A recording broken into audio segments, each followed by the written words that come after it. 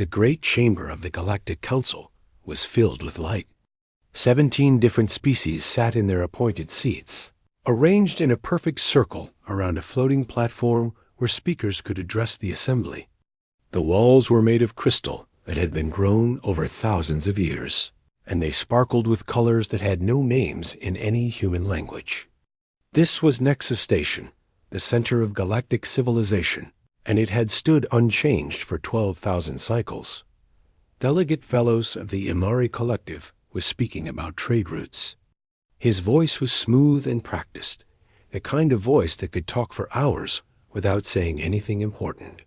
The other delegates listened with half attention, some reviewing documents on their personal screens, others engaged in quiet conversations with their aides. This was how the council worked: slow, careful, boring. High Arbiter Thales of the Valori sat in the highest seat, watching over the proceedings with ancient eyes. His species lived for thousands of cycles, and he had seen countless meetings just like this one. Nothing ever changed in the council. Nothing ever surprised him anymore. Then the alarms began to scream. Every light in the chamber turned red. The crystal walls vibrated with a deep hum that made several delegates cover their ears. Velo stopped speaking mid-sentence, his mouth hanging open in confusion. On every screen in the room, the same message appeared: unknown vessel detected. No registered gate signature. Impossible entry method. Thales rose from his seat. In 12,000 cycles, no ship had ever arrived at Nexus Station without using the approved gates. The gates were the only way to travel faster than light. Every species knew this. Every species accepted this as absolute truth. But the truth had just been broken. The main display activated, showing the space outside the station. Against the black void, a ship hung motionless. It was unlike anything the Council had ever seen. The vessel was angular, where Council ships were curved. It was dark gray, almost black, where Council ships were bright with colors. And it was covered in weapons. So many weapons that the station's sensors could not count them all. What is that? Someone asked. No one answered. On the bridge of the strange ship, Admiral Kang Do-yun stood with his hands clasped behind his back. He was 63 years old, with gray hair cut short and a face marked by decades of hard service. His uniform was simple and dark, without the decorations that council officers loved to display. Behind him, the bridge crew worked in focused silence, each person attending to their station with practiced efficiency. Commander Park Yuna stepped up beside him, a data pad in her hands. She was younger than the Admiral, but her eyes carried the same weight of purpose.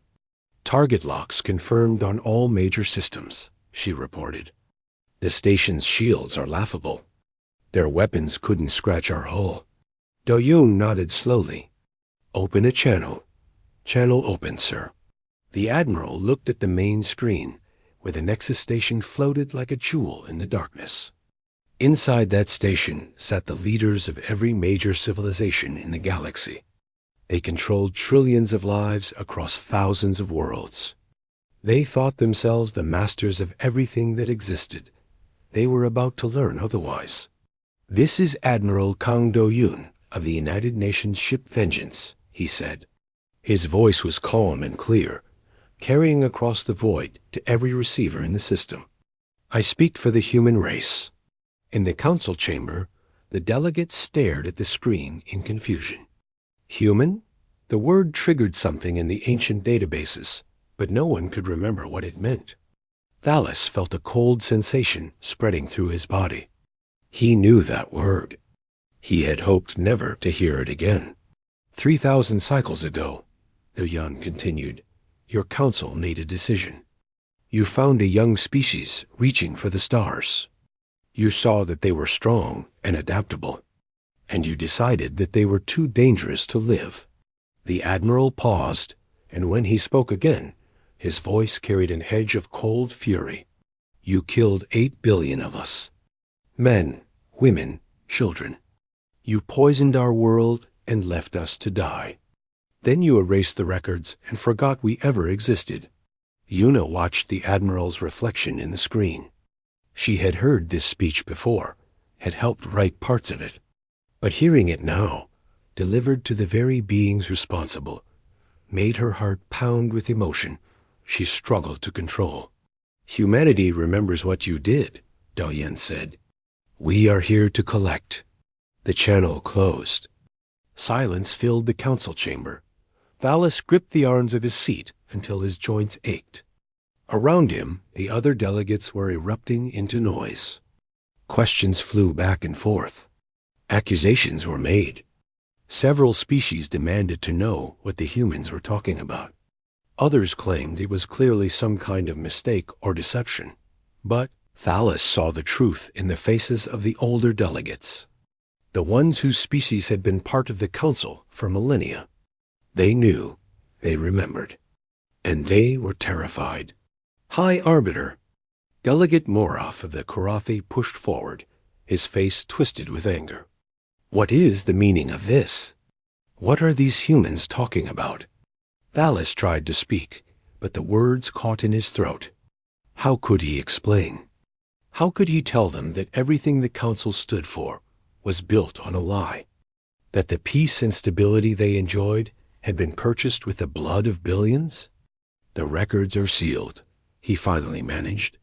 By order of the council that existed 3,000 cycles ago. Then unseal them. I cannot. The authorization codes were lost generations ago. It was meant to be forgotten forever. On the Vengeance, Admiral Doyun turned away from the screen. The first step was complete. The galaxy knew that humanity had returned. Now came the harder part. Commander Yuna, he said, signal the fleet. All 300 vessels, sir? All of them. It's time for the galaxy to see what they failed to destroy. Yuna transmitted the order. Across the void, in the dark spaces between stars where no sensors could reach, 300 human warships powered up their engines. They had waited for this moment for generations. Their ancestors had built these vessels in secret, had trained crews in hidden bases, had passed down the memory of the quieting from parent to child like a sacred flame. Now that flame would burn the galaxy clean. In the council chamber, new alarms began to sound. More ships were appearing, dozens, then hundreds. The display showed them emerging from impossible angles, tearing through dimensional barriers that should not exist, surrounding Nexus Station in a ring of steel and fury. Valis closed his eyes. He had always known this day might come. Deep in his hearts, he had known that sins such as theirs could not stay buried forever. The humans had come to collect their debt, and the galaxy would pay in blood. Mining colony of Helix 7 had been abandoned for less than 2 days, but it already felt like a tomb. Dust covered every surface. Emergency lights flickered in the empty corridors. The air recyclers had been shut down, and the atmosphere was growing stale and cold. Captain Lee Soman led her team through the main entrance, her weapon raised and ready. Behind her, 12 soldiers moved in perfect formation, their boots making soft sounds on the metal floor. They had trained for this mission their entire lives. They were ready for anything, except for what they would find. The council evacuated fast, Lieutenant Choi Sun-woo observed, examining a half-eaten meal on a nearby table. They left everything behind. Soman nodded. The news of the Vengeance's arrival had spread across the galaxy within hours. Panic had followed. Civilians fled to the core worlds, seeking safety in numbers. Military forces scrambled to form defensive lines. And places like Helix 7, far from the main routes, were simply abandoned. Find the archives, Soman ordered. We need the old records. The team spread out, searching the colony's administrative section. Helix 7 had been built 3,000 cycles ago, during the era when the Council first expanded into this region of space. If any records of humanity's first contact existed, they would be here, in the deep storage systems that no one had accessed in millennia. Sunwoo found the archive room, behind a door marked with warnings in a dozen languages. He forced the lock with a small explosive charge and stepped inside.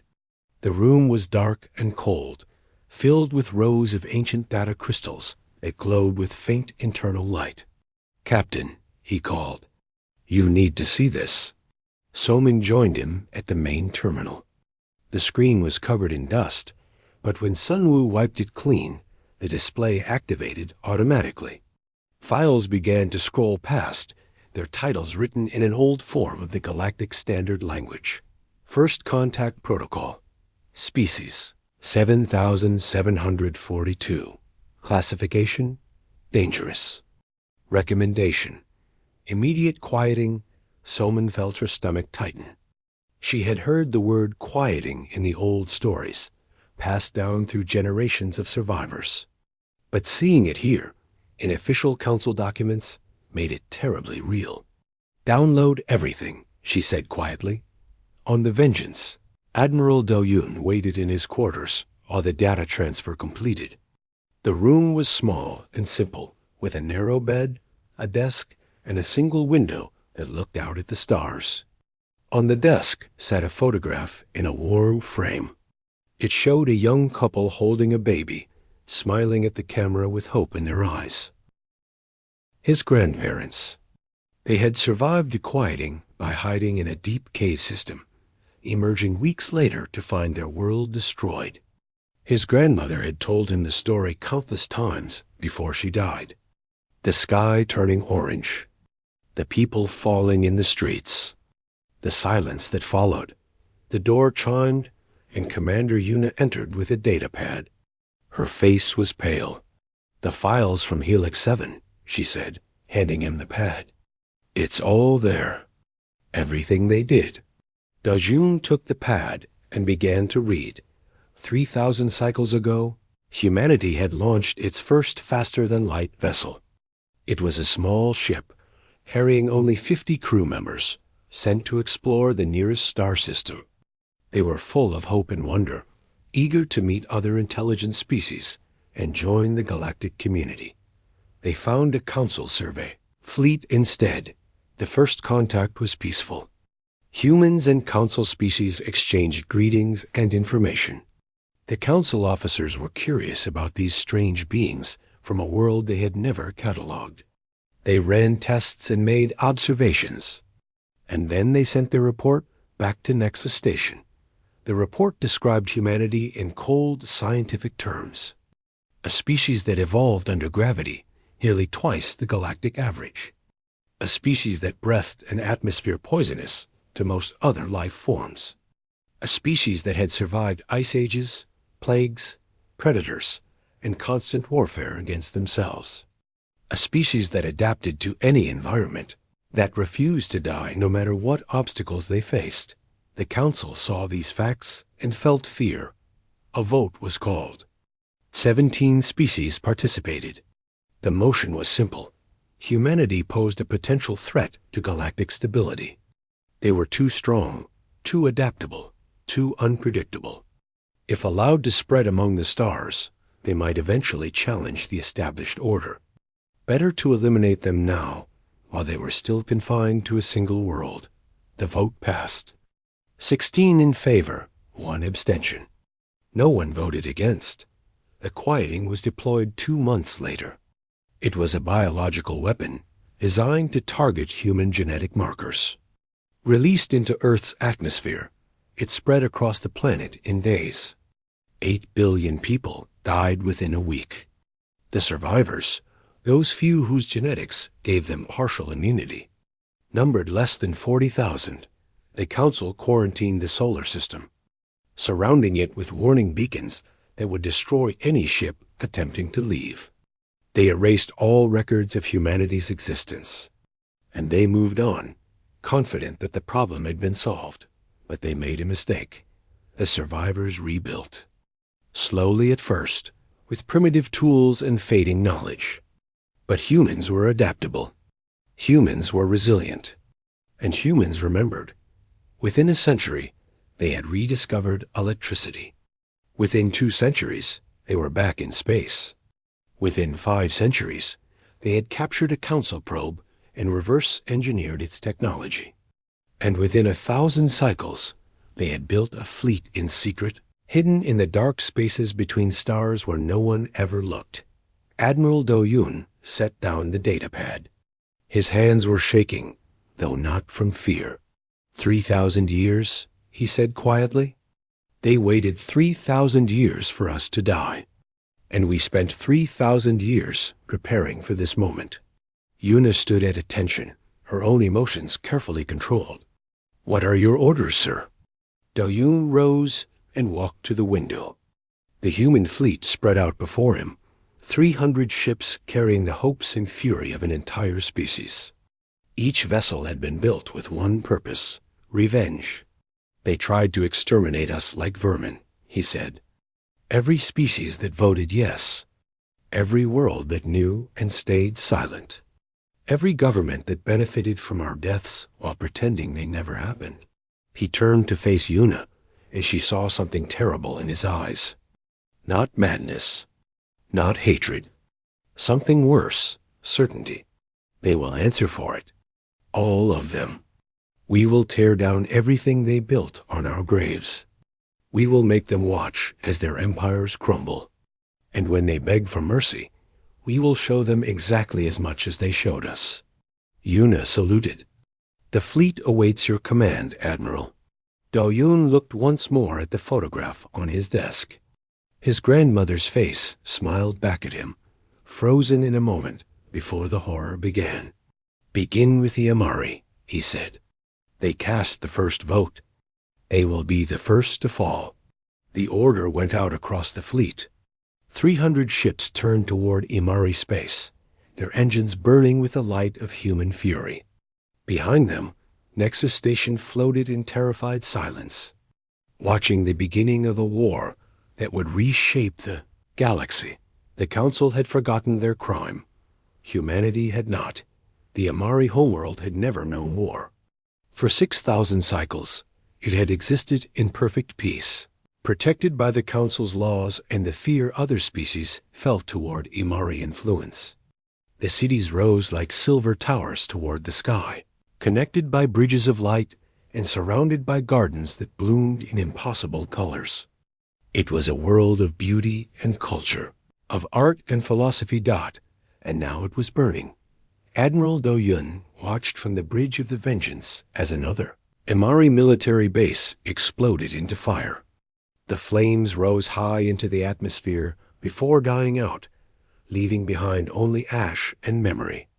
Around the planet, human ships moved with terrible precision, targeting installations and fleet yards while leaving civilian areas untouched. "The Amari Third Fleet has been destroyed," Commander Yuna reported, reading from her tactical display. "Their Fourth Fleet is retreating to the inner system." "Shall we pursue?" "Let them run," Do-Yoon replied. "Let them tell others what they saw." The strategy was deliberate. Humanity was not interested in simple destruction. They wanted fear. They wanted the galaxy to understand that no force could stop them, that no defense could hold against them. Every Amari ship that escaped would carry that message to other worlds. On the surface, Captain Soman led her ground forces through the ruins of a genetic archive. The Imari had used this facility to maintain their species' biological purity for generations. Now it was nothing but rubble and smoke.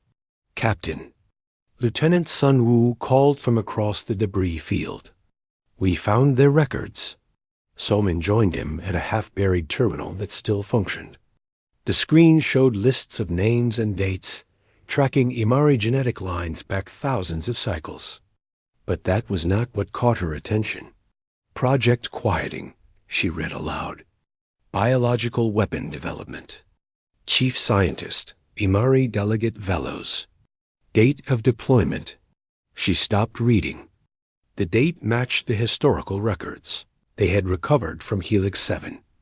The Amari had not merely voted for humanity's extinction. They had designed the weapon that killed 8 billion people. Soman transmitted the findings to the Vengeance. Within hours, The information was broadcast across every communication network in the galaxy. On Nexus Station, the remaining council members watched the broadcast in horror. The Imari representative, a descendant of the original delegate Velos, sat frozen in his seat as the evidence of his ancestors' crime played out on every screen. High Arbiter Thalas demanded order, but his voice was lost in the chaos. Several delegations were screaming accusations. Others were trying to flee the chamber, terrified that humanity might target them next. The carefully maintained unity of the Galactic Council was shattering before his agent. Eyes. Ambassador No Heian walked through the chaos with calm purpose. She was a small woman with a quiet voice, but something about her presence made others step aside. Perhaps it was the knowledge of what she represented. Perhaps it was the cold certainty in her eyes. She approached the main platform and activated the speaker system. The sound cut through the noise, silencing the chamber. "I am Ambassador No Heian," she announced. "I speak for the United Nations of Earth. I am here to read the names." The delegates stared at her in confusion. "What names?" Heian produced a small device and placed it on the platform. A holographic display activated, showing a list of names in human script. Kim Minjae, age 47. Park Sujing, age 31. Choi Yuno, age 8 months. She continued reading, her voice steady and clear. Each name was followed by an age. Each name represented a life ended by the quieting. Each name was a reminder of what the council had done. "What is this?" Delegate Moroth of the Korathi demanded. "What are you doing?" Heian looked at him with eyes like frozen stone. "I am reading the names of every human who died because of your vote. There are 8 billion names on this list. At my current pace, I will finish reading in approximately 17 days. The chamber fell silent. "You called us primitive," Heian continued. "You saw us struggling in the dark and decided we were too dangerous to live. But you made a mistake. You left survivors. And survivors remember." She returned to reading names. Hour after hour, she stood on that platform, reciting the dead while the galaxy's leaders were forced to listen. Some delegations left the chamber, unable to bear the weight of what they were hearing. Others stayed, perhaps hoping that their presence might earn some small measure of mercy that it would not. In the Korathi home system, Vice Admiral Beak Mino commanded the Second Human Fleet. His mission was simple: dismantle the Korathi military and destroy their ability to wage war. The Korathi had cast the first vote in favor of the quieting. Their representative had argued most strongly for humanity's extermination. Now they would pay the price. The Korathi defense grid was considered the most advanced in the galaxy. Thousands of automated weapons platforms surrounded their homeworld, capable of destroying any attacking fleet before it could reach Apon's range. The Korathi had spent centuries building and improving this defense. Confident that no enemy could ever threaten them, the human fleet tore through it in 6 hours. Mino had studied the Korathi defenses for decades. Human engineers had found weaknesses that the Korathi never knew existed. Human pilots flew patterns that the automated systems could not predict. And human weapons cut through Korathi shields like they were made of paper. "The defense grid is down," his tactical officer reported. "We have clear approach to all military targets."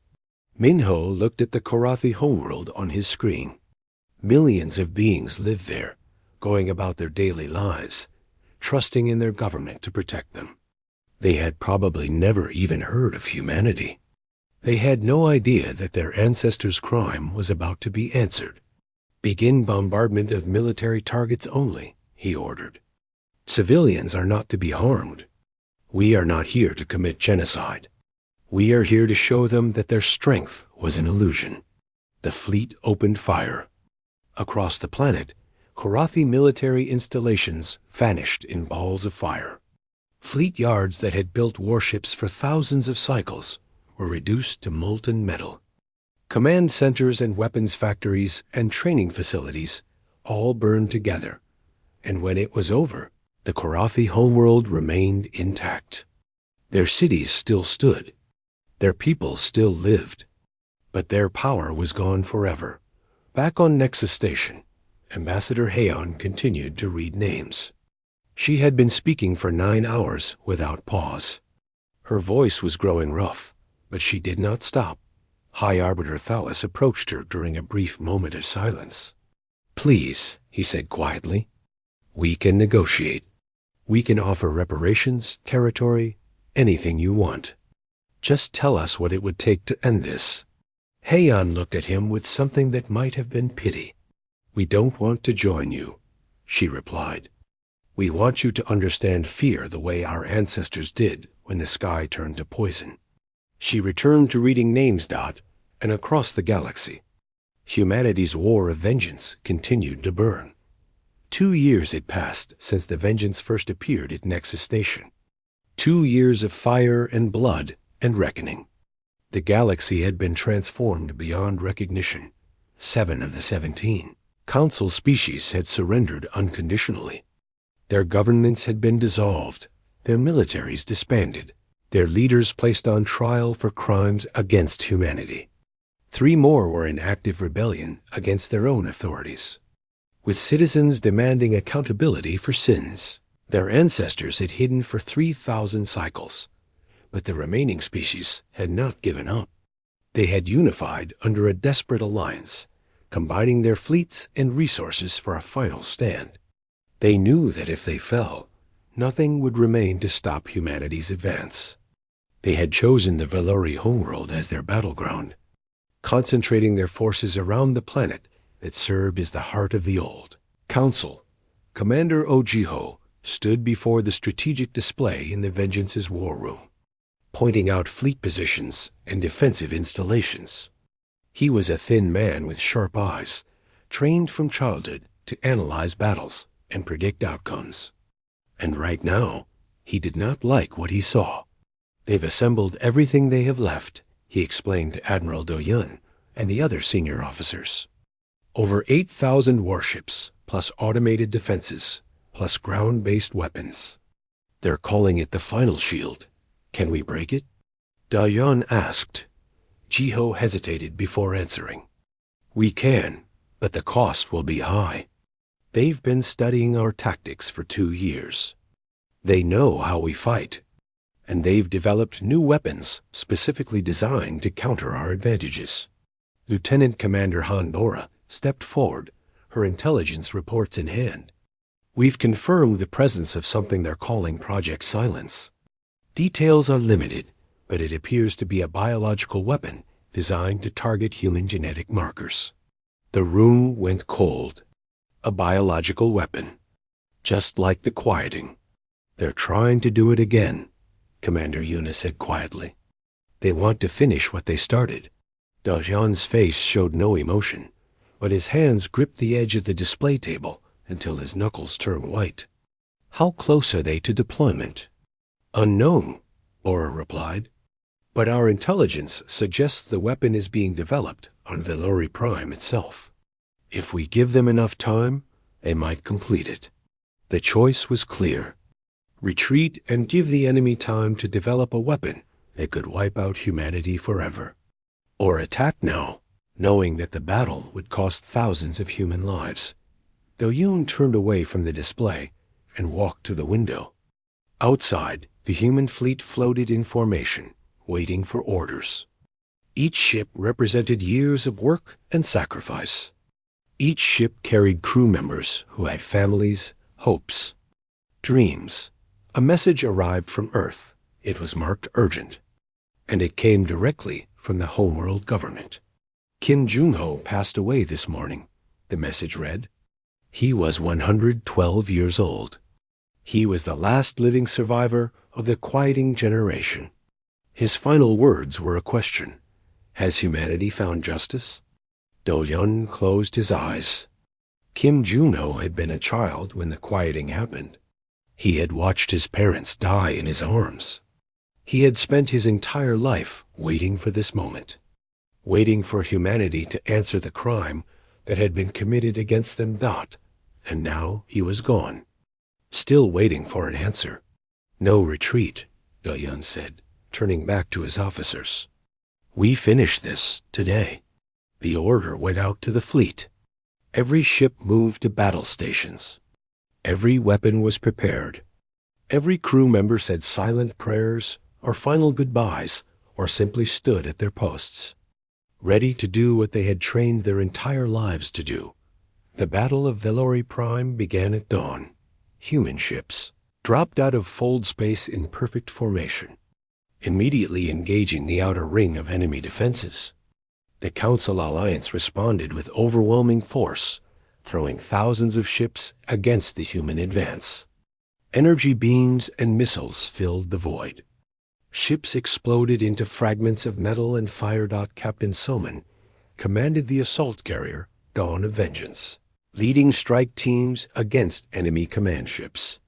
Her fighters swarmed around Council vessels, finding weak points and exploiting them with terrifying efficiency. 3 Karathi battleships fell in the first hour, their crews never understanding how small human craft had penetrated their supposedly impenetrable shields. Lieutenant Sunwoo piloted one of those fighters, weaving between enemy fire with the instincts that humans had developed over millions of years of hunting and being hunted. When his shields failed and his weapons ran dry, he did something no Council pilot would ever consider. He ejected from his craft and used his suit's thrusters to land on an enemy ship.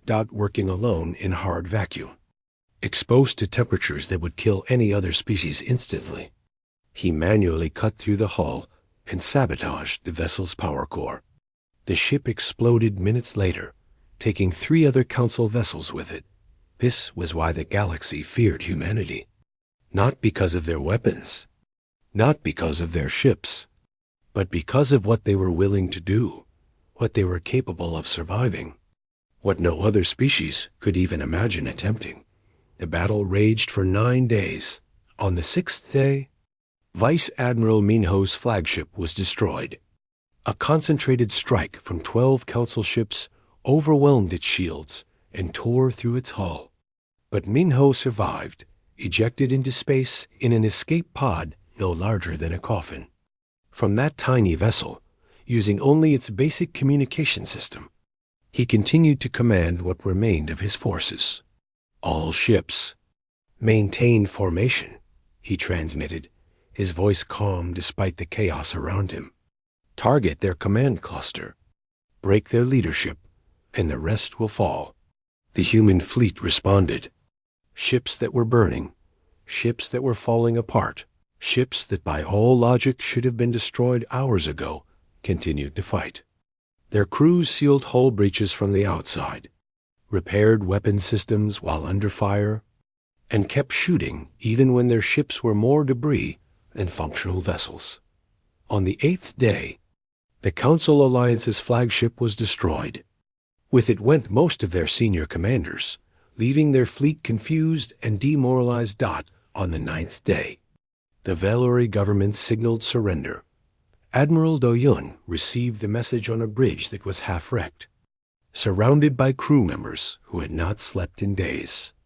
The cost had been terrible. 47 human ships destroyed, thousands of lives lost. But they had won. The final shield has fallen, Commander Yuna reported.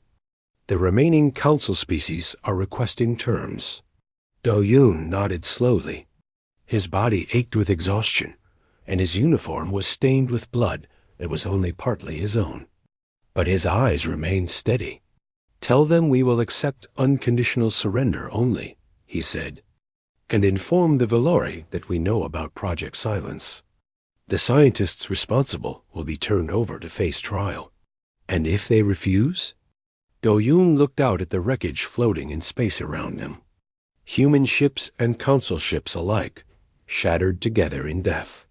So much destruction, so much loss. They won't refuse, he said quietly. They've seen what we're willing to do. They know that if we have to fight again, We won't stop until nothing remains." He was right. Within hours, the remaining council species agreed to humanity's terms. The war was over, but the work of rebuilding had just begun. The Galactic Council no longer existed. Its crystal chambers stood empty, its ancient traditions abandoned, its power scattered like ash in the stellar winds. 12,000 cycles of history had ended in less than 3 years. In its place stood the young tribunal. The tribunal was not a government. Humanity had no interest in ruling the galaxy. Instead, it was a court designed for a single purpose: justice. Every species that had voted for the quieting would face judgment. Every leader who had known the truth and stayed silent would answer for their choice. Every world that had benefited from humanity's death would pay its debt. Fleet Marshal Kang Do-yun, as he was now called, oversaw the final hearings from the same crystalline chamber where humanity had been condemned 3 millennia before. The irony was not lost on him. He sat in the seat that High Arbiter Thalus had occupied, looking down at representatives from across the galaxy who had come to accept their sentences. The punishments were severe, but precise. Species that had voted yes faced mandatory disarmament, surrendering all weapons and military technology for a period of 500 cycles. They would pay reparations to Earth, contributing resources and technology to help rebuild what they had destroyed. And they would teach their children the truth about what their ancestors had done. There would be no more forgetting, no more sealed records, no more comfortable lies. Species that had abstained or opposed the genocide received different treatment. Their sovereignty was protected. Their military forces were allowed to remain intact. And they were offered partnership with humanity, not as subjects, but as equals. The Velori High Arbiter Thalus was the last to face judgment. He stood alone on the platform where Ambassador Haiyan had read names for 17 days, his ancient body bent with age and shame. "You were there," Do-yun said, 3,000 cycles ago. "You were young then, barely old enough to serve in the council. But you were there when the vote was taken." Thalus nodded slowly. I abstained. It was the only vote that was not in favor of the quieting." "Why?" The old Valori was silent for a long minute. When he spoke, his voice was heavy with memories that spanned millennia. "Because I had met humans before the vote. Your first contact ship carried a transmission, a record of your species' art and music and history. I watched it. I saw your paintings, heard your songs. I read translations of your poetry." He looked up at Do-yun with eyes that had seen empires rise and fall. "I thought, how can we destroy a species that creates such beautiful things? I argued against the quieting, but I was young, and my voice meant nothing. And when the vote passed, I did nothing to stop it. I told myself there was nothing I could do. I have lived with that choice ever since." Do-yun studied the ancient being before him. Thalus had not voted for humanity's extinction. He had tried to speak against it, but he had also done nothing when the weapon was deployed. He had remained silent while 8 billion people died. "Your abstention saved you from the harshest penalties," Do-yun said finally. "But it does not absolve you. You will spend the remainder of your life teaching others about what happened. You will ensure that no one in this galaxy ever forgets the quieting. That is your sentence." Thalus bowed his head. "I accept." The hearings concluded 3 months later. The tribunal would continue to function for generations, handling disputes and ensuring compliance with the new order. But the main work was done. Justice, such as it was, had been served. Ambassador Haiyan finished reading the last name on her list during the closing ceremony. Her voice had been damaged by the weeks of continuous speaking, leaving her with a permanent rasp that she would carry for the rest of her life. She considered it a small price to pay. 8 billion souls remembered, she said when the final name had been spoken. May they rest in peace. May we never know such suffering again. Fleet Marshal Do Yun traveled to Earth for the first time in 40 years. The planet had changed since his youth. The scars of the quieting were still visible in some places, areas where nothing would grow, where the soil remained poisoned after 3 millennia. But cities rose elsewhere, built by survivors and their descendants who refused to let their world die. The ceremony was held at the Memorial of Names, a wall that stretched across an entire valley. Every victim of the quieting had their name carved into that wall, 8 billion names in letters too small to read without assistance. It had taken centuries to complete, and it would be maintained forever. Commander Yuna found him standing before the wall as the sun began to set. She had aged in the years since the war began, gray appearing in her hair, lines forming around her eyes. But her spirit remained unchanged.